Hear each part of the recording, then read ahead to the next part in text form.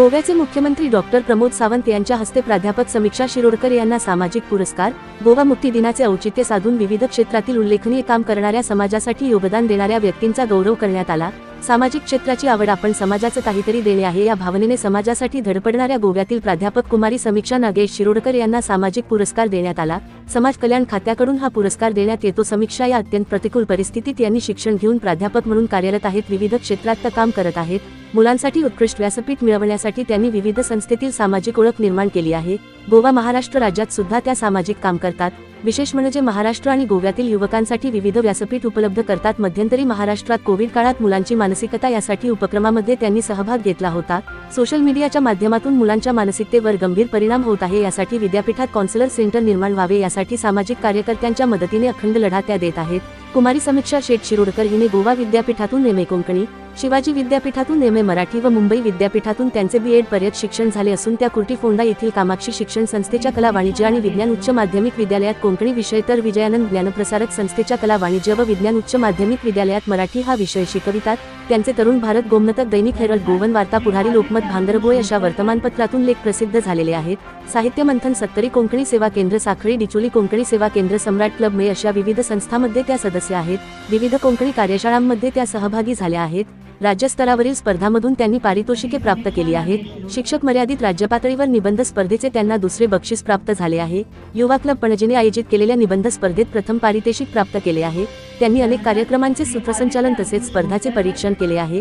तसेच 2014-2015 या शैक्षणिक वर्षाची कोंकणी अकादमीची शैक्षणिक शिष्यवृत्ती त्यांना प्राप्त झाली आहे।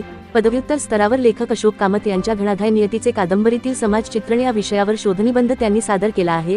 तसेच अंतरंग हे त्यांचे निबंध संग्रहाचे पुस्तकही प्रकाशित झाले आहे। राष्ट्रीय संमेलनाला त्या हुबळी येथे सहभागी झाल्या होत्या। नाशिक येथे राष्ट्रीय संमेलनाला नोडल ऑफिसर म्हणून सहभागी होण्याची त्यांना संधी मिळाली। आता त्यांना राज्य पातळीवर समाज कल्याण खात्याचा सामाजिक पुरस्कार मिळाल्याने त्यांचं सर्व स्तरातून कौतुक होत आहे। न्यूज मराठी लाईव्ह प्रतिनिधी राहुल पवार, पणजी, गोवा।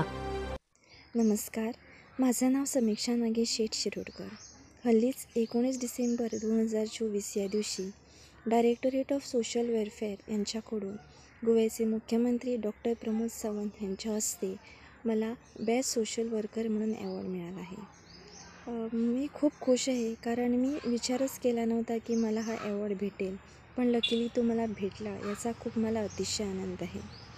आणि मला असं मनापासून वाटतं की माणूस जेव्हा जन्माला येतो तेव्हा त्याने या समाजासाठी काहीतरी केलं पाहिजे। जेव्हा आम्ही म्हणतो ना की माणूस हा समाजाचा नागरिक आहे, तर त्या नागरिकाने या समाजासाठी काहीतरी आपलं स्वतःचं असं करून दाखवलं पाहिजे आणि समाजातील लोकांना त्यांनी मदत केली पाहिजे।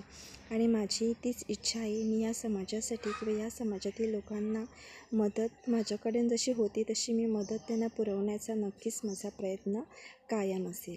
आणि मी माझ्या या ॲवॉर्डाचं श्रेय सर्वप्रथम मी माझ्या आईवडिलांना देते, कारण माझ्या आईवडिलांनी कधीच मला समाजकार्यापासून अडवलं नाही। कारण प्रोफेशनली मी एक शिक्षिका म्हणून कार्यरत आहे आणि शिक्षिकेचं कार्य करता करता माझ्याकडून मला जसा वेळ भेटतो तसा मी माझ्या परीने समाजकार्य करण्याचा प्रयत्न करते। आणि मी ज्या संस्थांमध्ये जोडलेली आहे त्या सगळ्या संस्थांच्या सगळ्या सदस्यांचंसुद्धा मला चांगल्या प्रकारे सहकार्य मिळतं आणि म्हणून माझ्याकडून ही समाजसेवा होते। त्या सगळ्या सहकार्यांनासुद्धा मी यावेळी आभार व्यक्त करते।